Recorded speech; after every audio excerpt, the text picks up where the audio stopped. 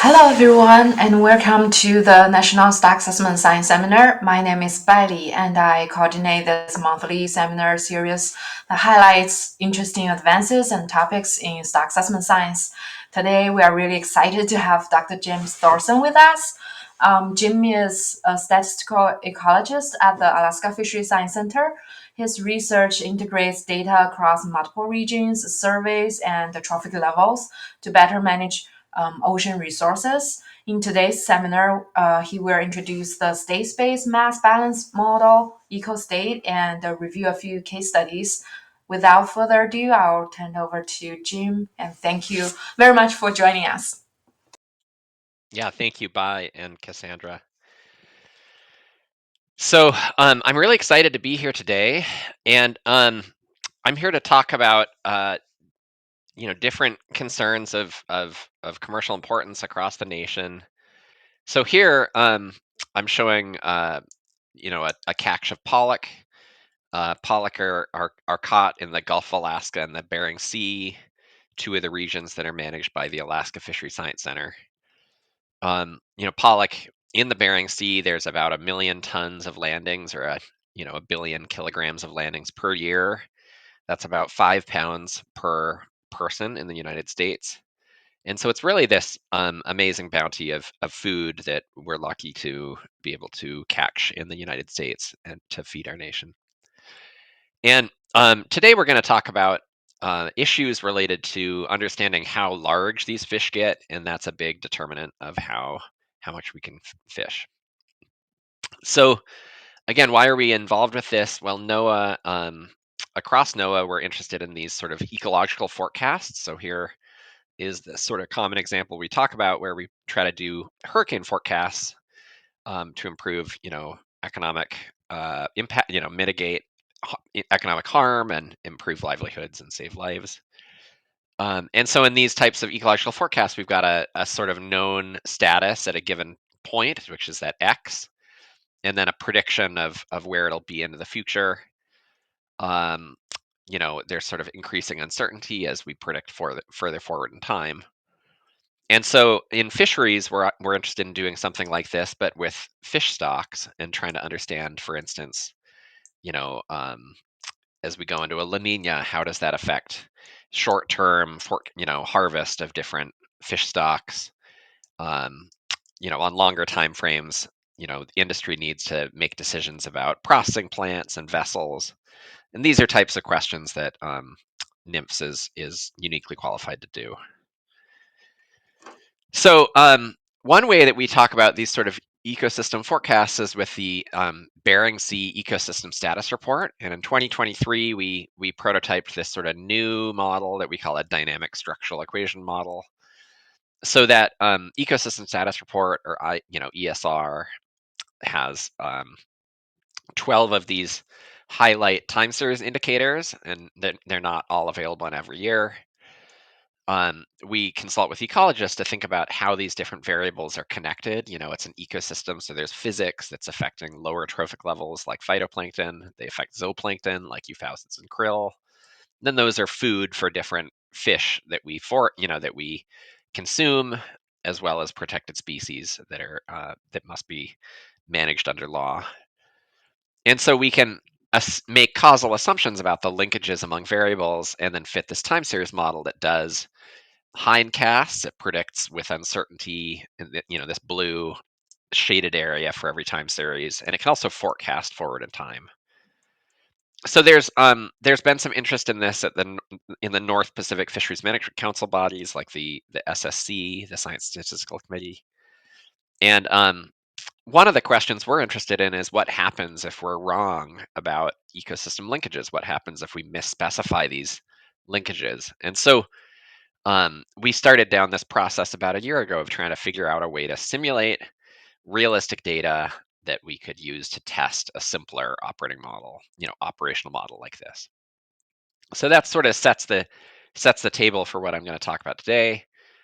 Um, it's in two parts. The first part is described in this paper that came out in Fish and Fisheries earlier this year.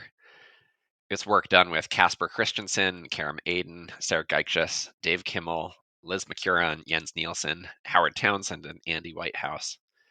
So a collaboration across a diverse group of teams and programs, with the link there. And it's essentially an attempt to make a whole of ecosystem model that behaves like a stock assessment model.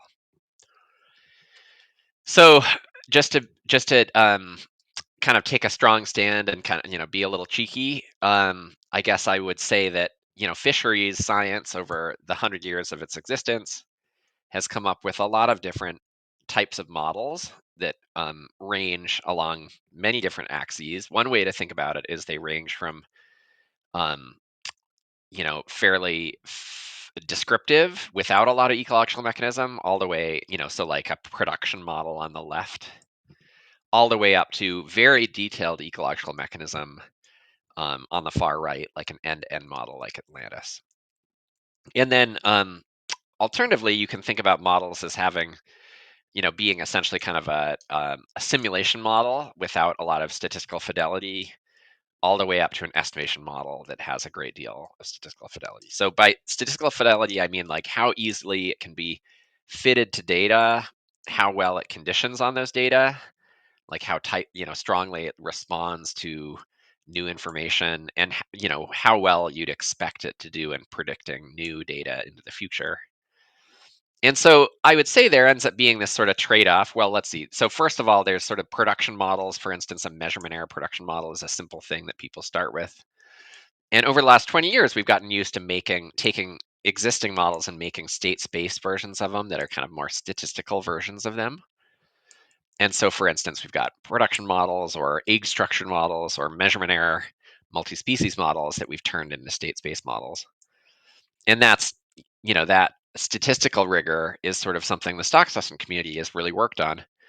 There's also a somewhat not, a weakly overlapping community of people that focus on developing ecosystem models, I would say. And, due to history, oftentimes people specialize in one or the other.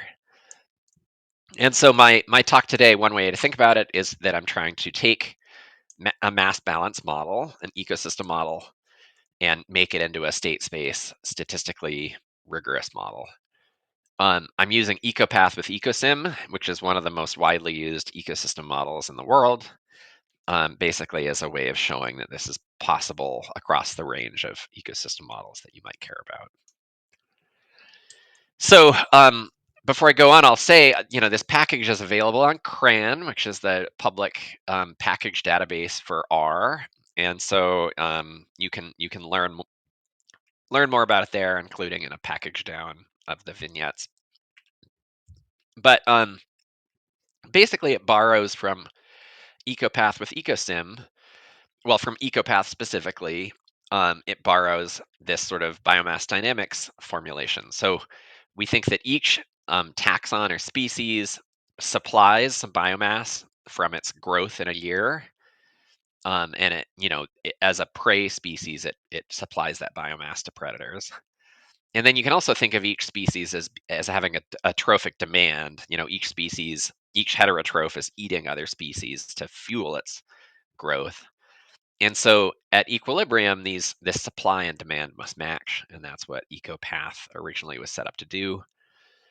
We've got this equilibrium biomass for each species, production per biomass, and ecotrophic efficiency, which is how much of the biomass production is modeled. And that's the supply. And then the demand is this diet proportion matrix D, again, equilibrium biomass for the predator, and the consumption per biomass for each predator. And so these two must match in equilibrium.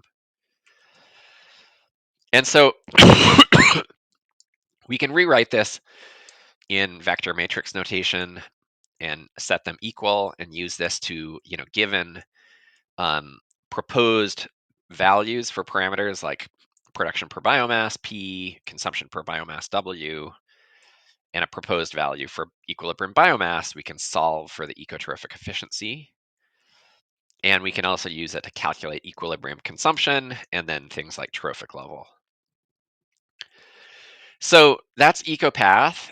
Ecosim, which Carl Walters developed, with others in the early 2000s, recast this as a differential equation. So it takes this equilibrium ecopath from Ecopath and it makes it into a a model with time dynamics by using a differential equation. So changes in biomass arise from a growth rate and a natural mortality rate um, per biomass. And we integrate this using, different ODE solvers, which we can do statistically if people are interested. So the dynamics of Ecosim are all driven by consumption. So we solve for equilibrium consumption. We can also solve for consumption given non-equilibrium biomass using this equation here that I won't go through too much, but it's, consumption at a given time is a function of equilibrium estimates, and then this modification for a predator functional response and a prey functional response.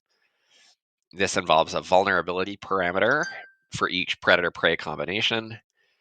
And I'm doing a very simple form of consumption like functional response.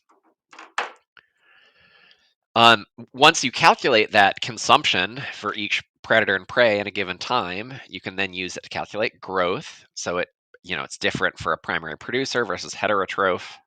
So yeah, so we can look at growth for a heterotroph, and it's just summing across the consumption of that species of every other prey, every prey species. So it's additive. Growth is an additive function of its consumption. And then mortality has this residual natural mortality rate plus the consumption by every predator. So again, mortality rate has this baseline mortality plus a term due to consumption by predators. So that's how growth and mortality are handled. What we do next is we add some complexity to that. We add in a fishing mortality rate, F, and a process error biomass rate, epsilon. And we double the set of variables we're tracking by tracking kind of an annual catch term that we also integrate continuously over time. So we're not using like Pope's or Baronoff catch equation. We're integrating this continuously in time to get catch. And so we do this sort of time stepping at whatever, annual or subannual time step we want. And we can calculate a predicted biomass for every species, a predicted catch for fish species, and we can compare those with abundance indices and catch time series while specifying a distribution for process errors. So that's a state space model, state space multi-species model that has all of the kind of basic bells and whistles of Ecopath with Ecosim. I'll start with a simulation experiment. So we start with this really simple six species system where we've got a pelagic producer, we've got a benthic detritus, we've got a pelagic consumer and a benthic consumer, where the benthic one is a slower life history, slower growth rate than the pelagic. And then we've got a pelagic predator and a benthic predator that are somewhat mixotrophs. I mean, they're both eating some combination of pelagic and benthic food chains. Yeah, and so in this, we simulate what happens if we fish the pelagic and the benthic predators. And so if we fish them, the right column on the top, the biomass goes down over time. And then that causes this sort of trophic cascade where the consumers actually don't have a trend in biomass, but the primary producers do, again, due to this trophic cascade. So if we then simulate data using, that follow these dynamics, and then we we simulate data, we simulate dynamics, we simulate data, and then we refit the model. We can refit the model either with process errors included or turning off process errors.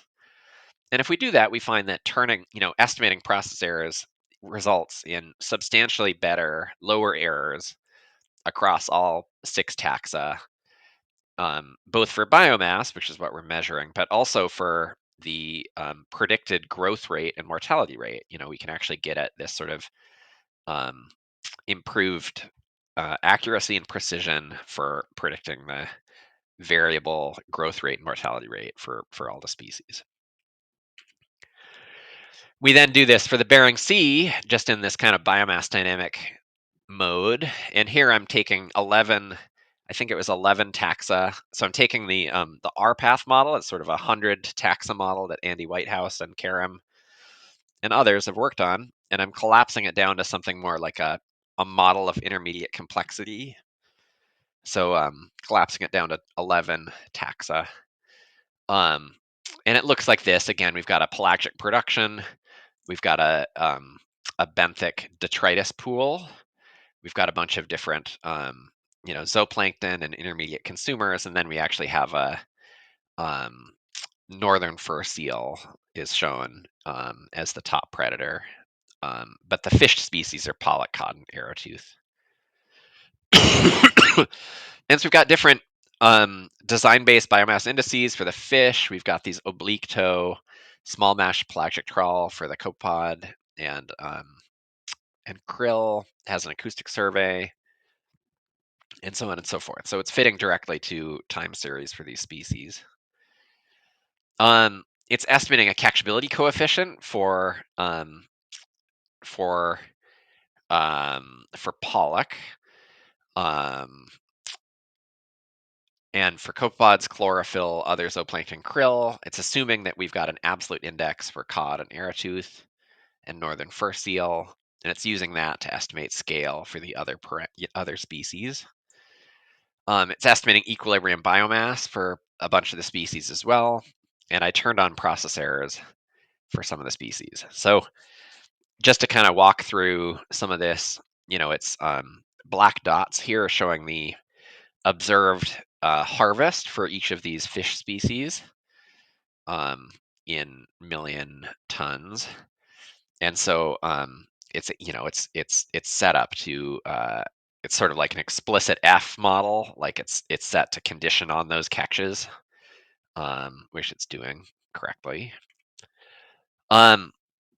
We also have biomass indices as shown here for pollock, cod, arrowtooth, copepod, other zooplankton, chlorophyll, northern fur seal, and krill. So you can see the biomass time series that it's estimating. The X's are the kind of raw, and the dots it's scaled to, with the catchability effect. So pollock, it's estimating a catchability less than 1, which makes sense biologically because we're using a bottom trawl index and they are somewhat above the bottom trawl zone. You can see that arrowtooth in the Bering Sea started from a low biomass and ramped up quickly into the mid 90s, basically. And northern fur seal have been declining in biomass since a high in the mid 90s. That's a few of the things I'd pull out here. It's generally estimating these patterns well, except for copepod, which we could talk about later if you're interested. Yeah, so those are the biomass estimates, but then the model is internally partitioning growth rate into, dynamics into a growth rate that's due to consumption of prey, a natural mortality that's due to consumption by predators, a fishing mortality term, and process errors. And so here I'm showing, the fishing mortality in red, the growth rate in green, and the natural mortality rate in blue. So these are all time varying processes. And so here it's showing, that basically cod has these cycles where it has way higher growth rate than natural mortality rate. But typically growth rate is positive across all this time.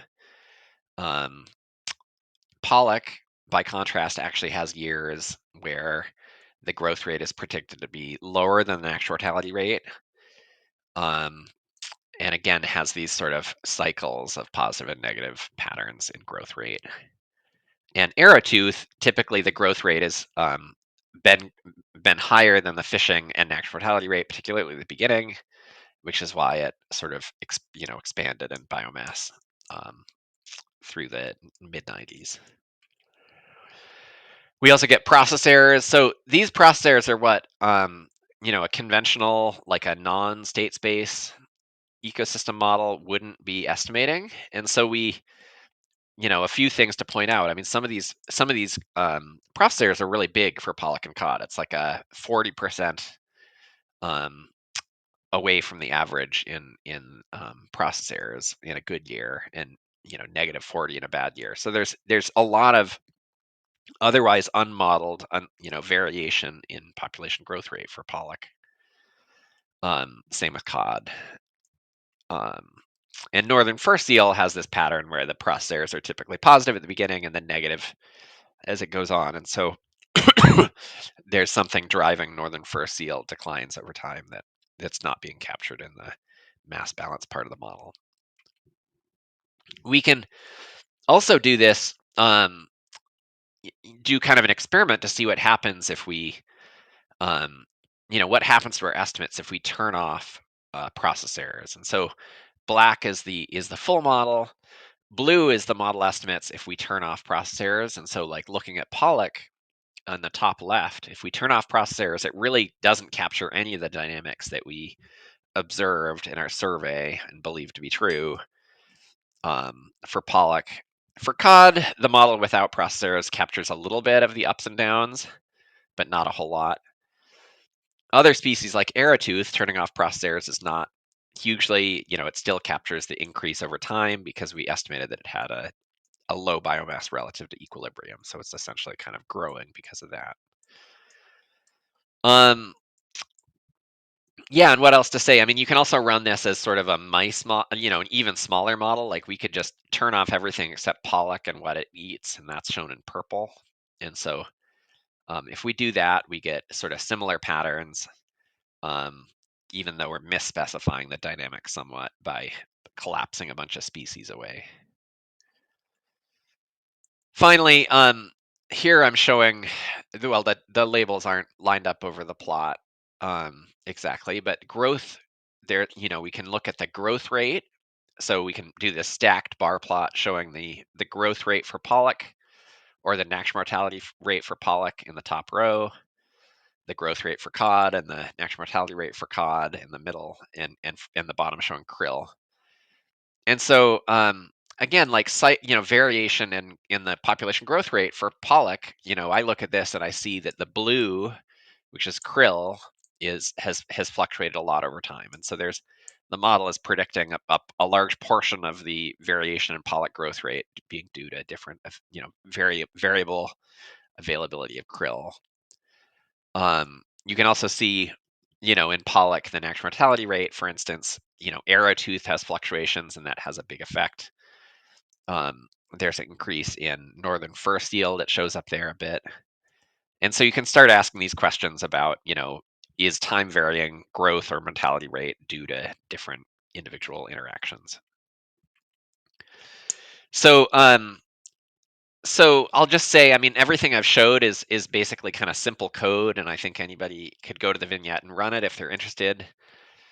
This sort of interface, it's designed to be like a standard R package. So here, I'm going to show 3 slides of this. The first step is just defining parameters, and so I have to define the year range, the set of taxa, whether each taxa is a heterotroph or an autotroph or a detritus. You make a diet matrix, you define the parameters, production over biomass, consumption over biomass, vulnerabilities, etc. You can then simulate data. So here I'm making a dummy matrix telling what data I want. I'm just passing that into this function call to Ecostate with all of the data. And then I can take that without running it. I can take it and change the parameters and use this simulator that's built into Ecostate to simulate data. And then with that simulated data, I plug the simulated catches and biomass back in. I tell it what parameters I want to estimate, and I do another function called Ecostate, along with defining any priors I want. In this case, a prior on the log standard deviation of process errors. Yeah, so this, for some people who don't work with code, this might look like a big block of code. But I think for people doing stock assessment, the goal is to try to make the claim that this is fairly straightforward to use as a simulator or estimation model. So, what do I take away from this? Well, maybe I'll start with the last point. A lot of the population cycles in the Bering Sea are not captured by mass balance dynamics. They explain some of it, but not all of the cycles. And so in this case, if you turn off process errors, you miss a lot of the stanzas, the kind of 5 to 10 year cycles that some of these species have. And when you miss those, you also miss, you're systematically underestimating biomass for a prey or for a predator, and so it propagates those missed values through their consumption or through, and so, when you're missing, you're also mischaracterizing their interactions during those times. And so we can fix that by turning on process errors in a state space model, and that gives us some additional ability to measure fluctuations in biomass. We can then, after we do that, we can decompose population growth rate and mortality rate into the contribution of individual predator and prey. It does that with mortality, with this additional mortality that represents how many, if the predators are being modeled. And so it's this fairly simple, way of capturing ecosystem dynamics that I think works pretty well as a state space model.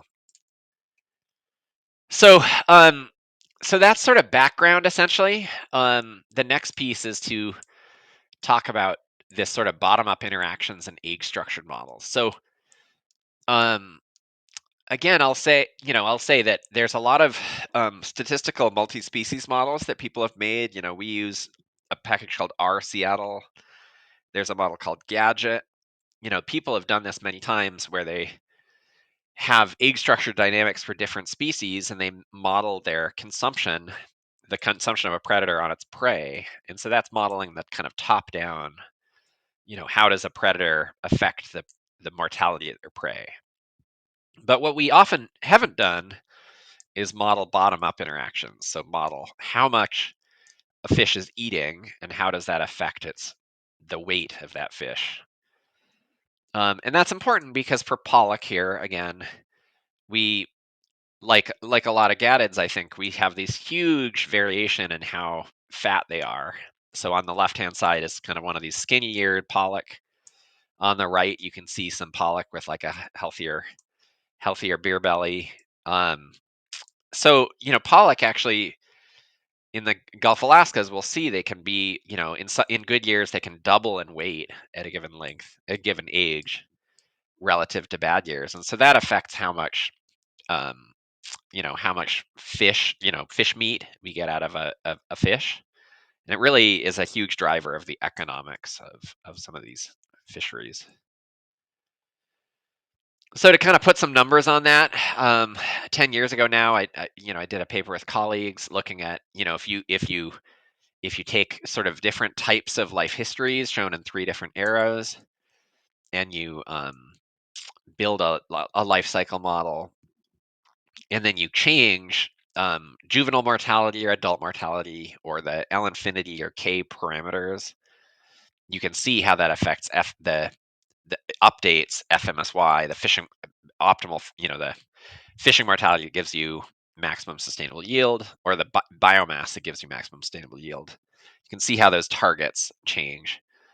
And so, mortality is shown on the left. Juvenile changes in juvenile mortality has a huge effect typically across life histories. But also, small changes in size can result in a big change in biomass, and fishing mortality targets. So, um,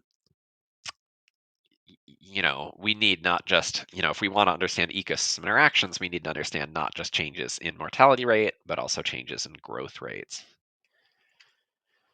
And so, to kind of cut to the chase, what we want to get to is a model that looks like this. So we could have 2 stanzas or 2 kind of groups of ages for walleye pollock, which I'll call juvenile and adult. And the top row is what happens if there's no fishing. And so we can see the biomass over time with no fishing is constant. The age structure is showing the abundance at age across integer ages, but also fractional ages. And there's sort of a spike above age 10 because there's a plus group. And across 3 years, 1970 to across 70 years of a forecast, There's no change in egg structure. On the right-hand side is weighted age, showing mass relative to asymptotic maximum mass, body mass, under no fishing, and that also doesn't change. On the bottom row, we show the same things, but with increasing fishing mortality on adults. And so as you fish adults, that kind of light blue color goes down, the total biomass of adults goes down. The biomass of recruits actually goes up a little bit, both because of compensatory recruitment, but also because those recruits grow faster. You can see in the egg structure, as you fish the adults more, the red line in 1970 bends downward towards the blue line by 2040. So it's truncating the egg structure, as you'd expect. But as you fish this, as you go from 1970 in the red line on the bottom right forward to 2040, the fish are actually growing faster. And so as you fish them, the biomass goes down, their prey biomass goes up, and so they have more to eat per capita, and so they gain weight faster. And so that's this bottom up form of density dependent growth that we could model. So I think it's been a lot of fun learning about this. I never read much about density dependent growth in the kind of standard stock assessment textbooks like Walters or Quinn and Dorizo. And so I'll kind of walk through the theory here. The this is all based off of Ecosim, the kind of 2000 version. I think it was called Ecosim 2. And so it starts with this von Bertalanffy growth function. So we've got this differential equation for individual weight. So animals grow, their weight changes due to a rate of gaining biomass, this first turn anabolism, and then a negative biomass loss or catabolism rate. And so what von Bertalanffy showed back in 100 years ago is that if we integrate this model starting at weight at birth is 0, and we integrate it, then we get the general von Bertalanffy growth function, which is widely used. And if you further assume that this anabolism rate is 2/3 and that length is isometric with weight, like this cubed power of weight to length, then you get the specialized von Bertalanffy growth in length at the bottom. So, so there's this basic link between consumption and resulting size. I would say that most stock assessment scientists are trained to use the von Bertalanffy growth function, but don't necessarily think about using the actual differential equation itself. So there's sort of 3 considerations that we use. One is that if there's no food, if an animal's starving, then the gain rate will be 0. And so that animal will shrink exponentially given this loss rate. And then we also think that, if consumption per biomass is at this equilibrium level, then they should grow under their equilibrium growth curve. And then if you hypothetically double the consumption per biomass, then you think that you would double the gain rate. And so so we're just assuming that consumption per biomass is linear with the anabolism term of this equation, and that's the sort of key assumption here. Given that, we can do the rest of it. So there's a couple complications. One is that we're discretizing growth within years to solve this difference equation. I won't get too much into that. But it's basically requires defining this alpha split parameter that just sort of splits consumption per biomass among the different fractional ages that you're using in your discretization. But if we do that, we can just calculate this sort of conversion ratio alpha, and we can calculate this difference equation for growth, where in a given, like monthly or weekly time step, we can see how they change in growth due to the catabolism, the loss rate, and then anabolism is their consumption divided by their current consumptive demand. So yeah, so it's basically a way of taking the existing model, tracking consumption for each predator, and using that to calculate their predicted growth, animal growth, individual growth rates. So we're going to fit to, the same stuff we did before: catch time series, abundance time series, and biomass, but also age composition data. And we could also fit weighted age. I'm not actually going to do that, but the functionality is there. And we can estimate parameters like catchability, the steepness of the recruitment, stock-recruit relationship, the survey selectivity and natural mortality rate, growth parameters and vulnerability parameters. And in this case, the kind of key limitations of the way it's set up is that you have to assume that fishery selectivity is constant within a stanza. So you can't really estimate fishery selectivity the same way we like to do. And I'm also just going to fix age at maturity. I'm kind of assume that I've got some information about the maturity ogive. So in this demo, I'm going to be fitting it to Gulf of Alaska. The previous was Bering Sea. Now I'm going to do a Gulf of Alaska age-structured model with sablefish and pollock, and then this kind of list of zooplankton, gelatinous carnivores, euphausids. And I'm fitting it to catch data, biomass indices, and age composition samples. And, I kind of want to make a couple of claims. One of them is that this essentially can be viewed as both a ecosystem model and a stock assessment model. And I want to see how it does at forecasting. So if you look at the trophic level, you get a food web that looks like the left again. You've got this sort of split between pelagic and demersal, pelagic production, demersal detritus. We get these, sablefish, walleye pollock, and euphausid. Well, sablefish and walleye pollock, we've got biomass for juveniles in the left, and then biomass for adults in the right. We've got time series for adult biomass shown as dots. So it's generally fitting those biomass time series well. I'm also going to show it estimating, fitting to euphausid and copepod biomass by turning on process errors for that. We can come back to that. But if you want to think about it as an age structure model, you're probably interested in tracking cohorts, like tracking abundance at age. And so the data is shown as these dots and lines, and then the model estimate is the bar plot. And so you can see that the model is able to pick out individual years when a big cohort arose, and it can track those cohorts over time. That's particularly evident for pollock. For instance, this 2012 cohort, age 0 cohort,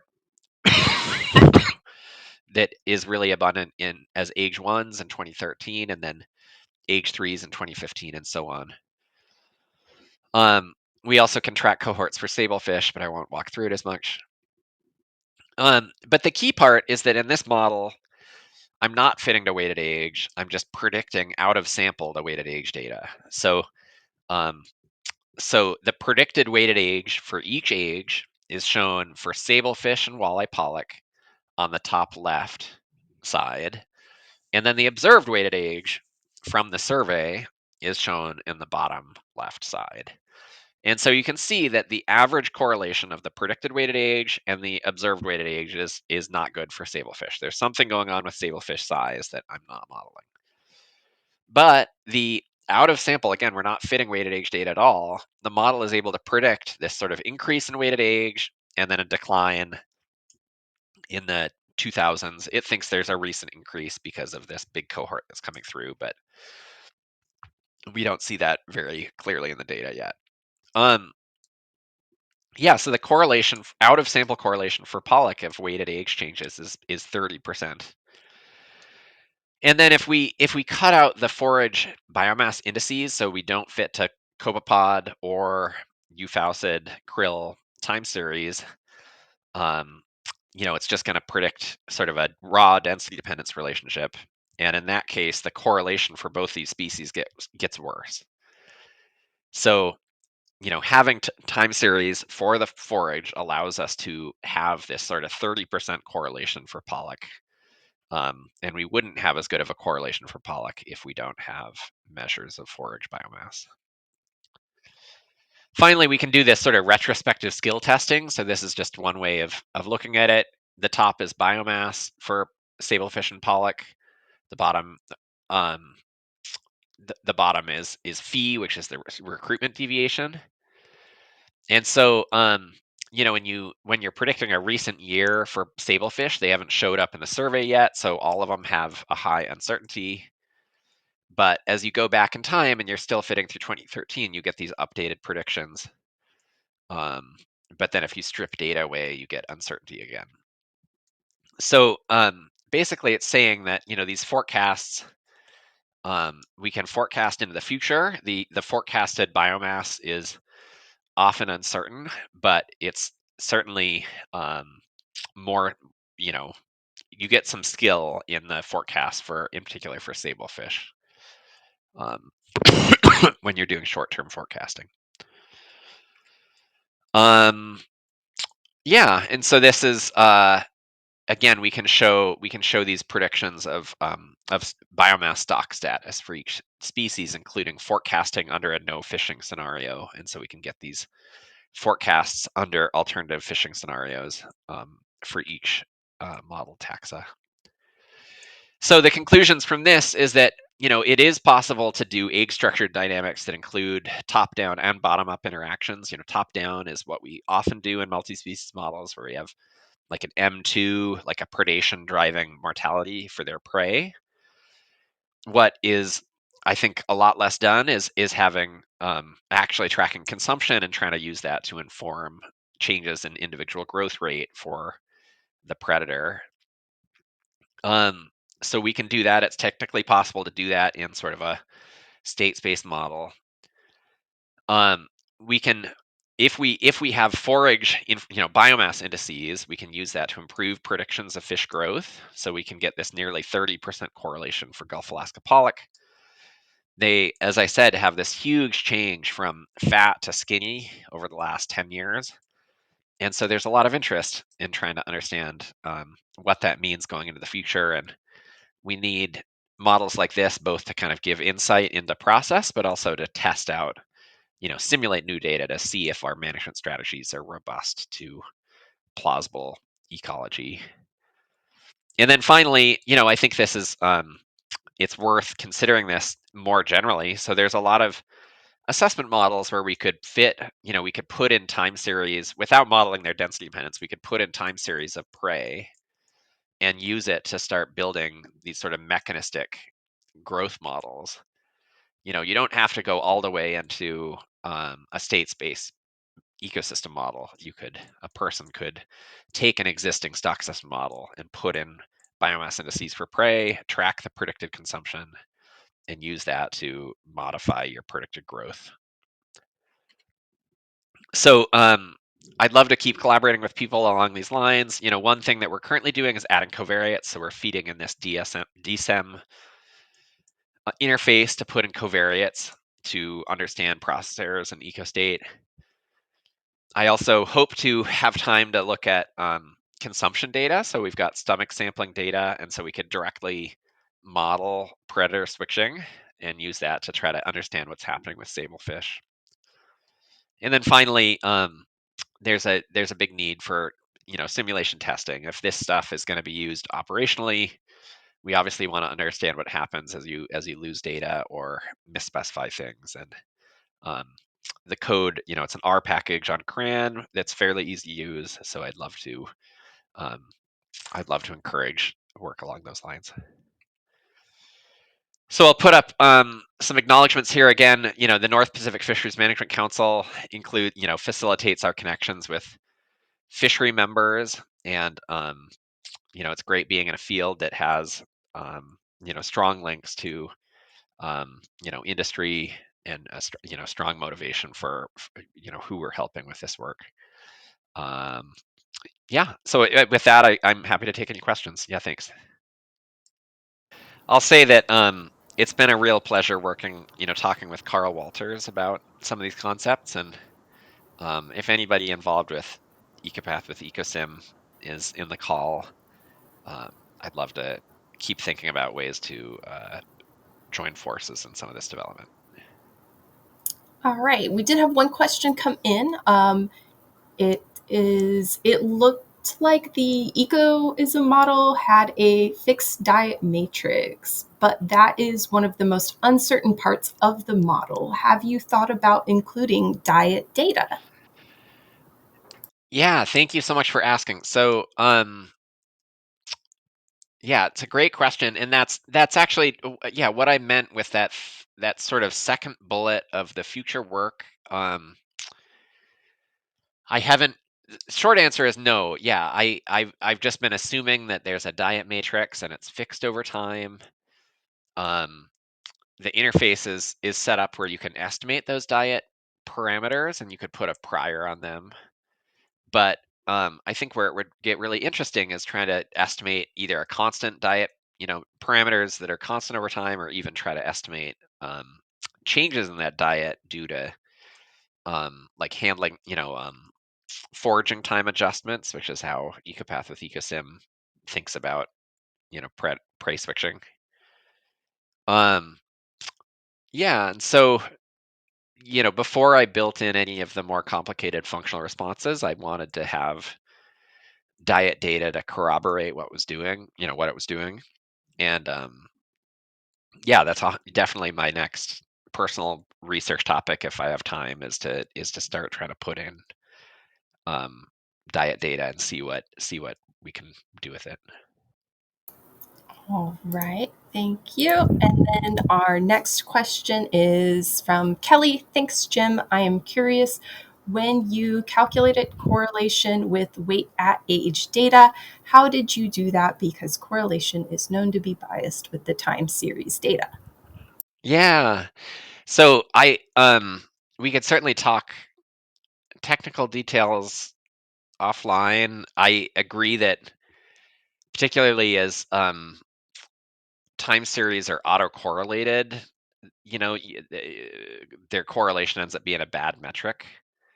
And those time series were somewhat autocorrelated, and so I wasn't, I guess, intending it as like a statistical test so much as sort of a tool for helping the kind of visual inspection. Um, for pollock, I mean, I'm not going to pull it up right now, but I think that it's, just looking at it by eye, it captured sort of the,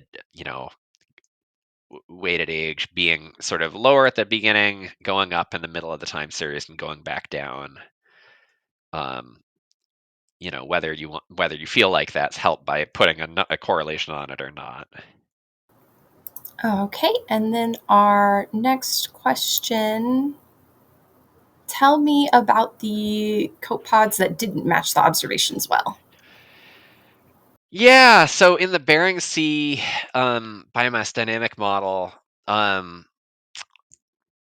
I tried playing around with putting turning on as many process errors as I could, and ideally in my kind of stats hat, I would like to be able to capture the patterns of each of the taxa that I observe in my data, so that I can kind of propagate those patterns forward as consumers or predators. Um, even when I turned on process errors for all the taxa, I still couldn't really get the model to make any sense of what was happening with copepods. Um, and yeah, I don't know. It's sort of an open research question. I don't know. I don't know if it's because the changes in copepods are so fast that the model, that those changes are faster than um, there's a high turnover rate for copepods, of course, but they're also being constrained by other parts of the model. So um, I don't know. Yeah, the short answer is I don't know what was going on with the Bering Sea copepods and why I couldn't get them to fit, even with the type of processors I was putting on. Okay, the next question is great talk. How do you see making this type of work effective for management advice, as in for simulation and transparent management measures? Yeah. like I said, my starting point is just thinking that we want to simulate nonlinear and kind of mechanistic. We want these, we want models where we can simulate data and test simpler models. And so I think that, one next step is just to use this model to simulate, fit it to data, so we get a condition simulator, and then simulate new data and see what happens if we use DSIM, which is, thousands of times faster.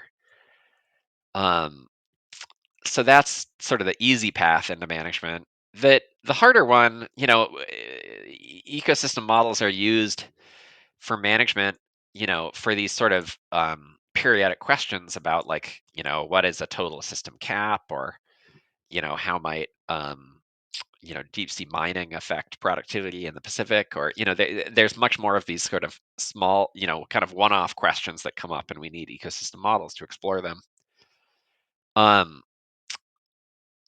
I personally, I think having a model that fits your data is appealing, even for those types of strategic questions. So, like if something, if the Fisheries Management Council is interested in system level caps again, or what happens with pollock as forage, then we could try to address them in kind of those one-off rounds. I guess I have less vision for how that would happen because I've been less involved with those council products in the past. Okay, and then I'm going to take a question that came in through the audience chat. Do you see a path towards using this approach for tactical fisheries / ecosystem management through the council process? What are the obstacles? Is this a near, medium, or long-term goal? Yeah, and I think that's similar to what Jim just asked, and the last question, I mean, and I think the short term, I mean, we could do it this year or maybe next year. Like we're talking about doing a CIE, a Center for Independent Experts review of DSIM, dynamic structural equation models, and so we're talking about maybe doing that in 2026. And so being able to use this as a simulation model, a simulator that's conditioned on data, I think that's sort of the short-term path, and that's pretty short-term. Um, another option would be using it to try to make ecosystem indicators for the ecosystem status report. But I don't imagine, I mean, and we've talked about doing it, using this like we do for Seattle as sort of a supplemental multi-species stock assessment. So if anybody's interested, I'd be happy to discuss like doing it as an appendix to an egg structured assessment model. But actually using it for harvest advice has many additional steps that are required, and so it'd be at least a kind of 5-year research project of trying to figure out how it simulation tested across a lot of different uses and so forth. So I guess, yeah, my short answer is like there's some short term and then there's long term stuff. Yeah. Could this kind of framework be used for length-based modeling, example for species we cannot age accurately? Yeah, that's such a fun question. So yeah, like there's sort of different ways of either fitting age and length composition data, or conditional age at length, or only having length data, which is called these length-based models. The Ecostate, similar to Ecosim, it's modeling, fish weight and not fish length. But if you're willing to make some assumptions about, or maybe model time varying morphometric condition, it wouldn't be hard to kind of build in, um, a little length weight piece that's either assumed to be constant or, better yet, estimated as a time series, and then use that to fit to length data. That I should say again, the code's on GitHub. It's all public. It's really not too hard to read, in my opinion. I mean, the stanza stuff gets a little bit hairy, but it's, it's put into functions and it's not a whole ton of code. So if anybody's interested in collaborating, I think it'd be super fun to think it through. There's also a vignette, I should say, that's up there already that uses it as a production model and compares sort of 2 species and 3 species and age structured production models. So it's already, I've already got a vignette kind of showing how you could do it as a replacement for like a job, a addition to Java or other production model assessments. All right. And then we only have 2 more questions left in the queue. We are almost at the top of the hour. So the next question is, how scalable would this framework be to more data limited situations? If the data can't support a vanilla Ecopath with Ecosim model, is it fair to assume Ecostate would be a non-starter? Yeah, I mean, I think that, I've got a vignette showing how you can do it, just with a full like RPath model, with 87 taxa for the Bering Sea and just estimating biomass for a few species. So if you can do it with Ecopath with Ecosim, I think you can do it with a simple Ecopath with Ecosim, not the fancy handling time adjustments. You can do it with Ecostate. I haven't really kicked the tires on the data limited ecosystem modeling. I do think that it's designed, because of processors, it can kind of apply as a mice model, like a few, like I had an example there where I stripped it down to 5 taxa. And so maybe there's a world in which people think they can do kind of data limited mice models, even for ecosystems where they don't really know about every mid-level consumer. So I guess that'd be my suggested path. Okay, and then for our final question, thoughts on this approach to modeling weights versus the work in unlocking the triad of age, year, and cohort effects for stock assessment, demonstration of computationally efficient and reproducible framework using weight at age. Yeah, and thanks for asking. I mean, that's a paper that colleagues and I wrote recently, and um, yeah, it's again, there's a lot of these sort of statsy ways of trying to model weighted age. It's not, I don't think people like in stock synthesis model changes in weighted age mechanistically that often. So ways of trying to make sense of these doubling of size of pollock that really matters to fishery. That's a big research topic we have at the Alaska Center. Um, yeah, I'd love to. I think that that paper cited and these sort of DSEM, these time series methods are probably more operational, but I'd love to test them out when applied to data that are generated from these kind of ecological models. All right. Well, that was all of our questions. Thank you for sharing your work with us today, James. And thank you, Bai, for organizing this event. Audience, please join us again, but it'll be on Tuesday, March 4th at 4 p.m. Eastern Standard Time for the next National Stock Assessment Science Seminar. Take care and enjoy the rest of your day.